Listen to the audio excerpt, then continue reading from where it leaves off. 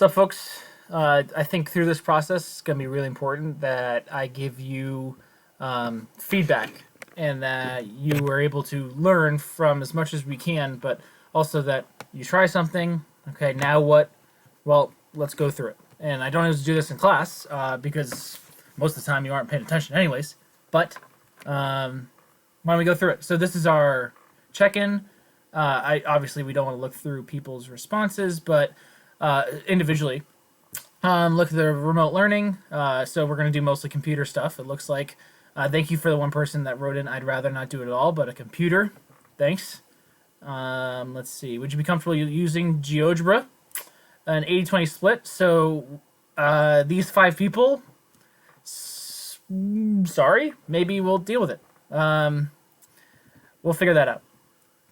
Are you comfortable taking a picture of your work? Interesting that the yes or maybe, we're going to do that today. So if you need support, please let me know. It could just be a take a picture, email it to yourself, put it to Google Classroom, or get the Google Classroom phone on your app on your phone. And then that way you can just go right to Google Classroom to upload it. And then the suggestions were also very good. Let's look at the geometry vocab here. Let me make sure everything looks good. Okay. So this was really interesting, I think. Just see what everyone had to say. You can tell that I've anonymized everybody's voices. But everyone's names, sorry. I do want to say that one person spelled their name wrong. I'm not going to say who. But let's take our time when we sign into things. Okay. If I go here, you can see how everyone in both my classes did. Some were all green, not a lot. Some people reached out for help. I want to give shout outs to Sergio and Jordan for reaching out and getting as much help as they could. Lots of feedback there.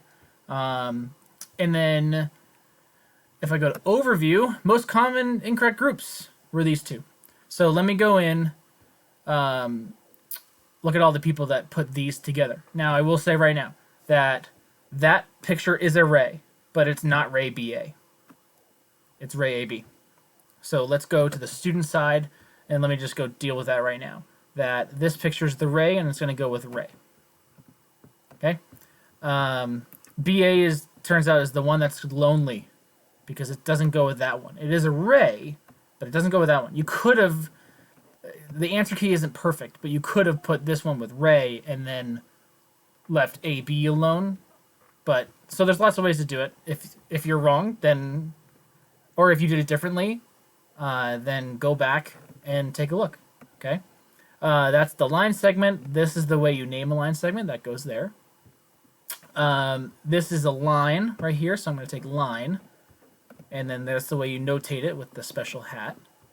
And then AB equals AC. The only picture of the C in it is this picture here. And look, this segment is equal to that one. So AB equals AC. But B is a really special point called the midpoint. So that goes there.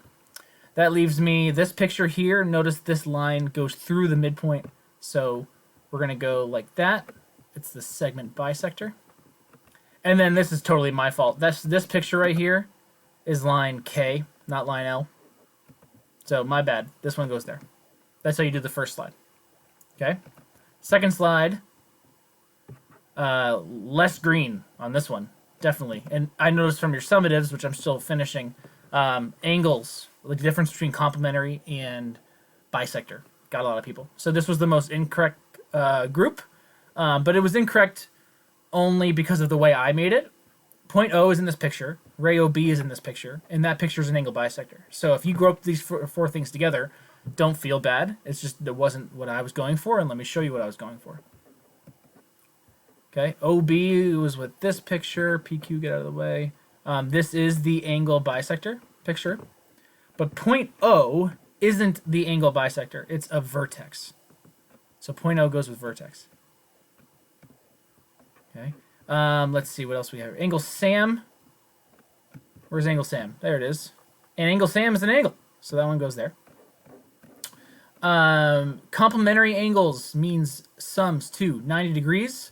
So 15 plus 75 is 90. Look at that. Boom. And then 60 plus 30 is 90. So the big thing with complementary angles, there needs to be two angles that add to 90.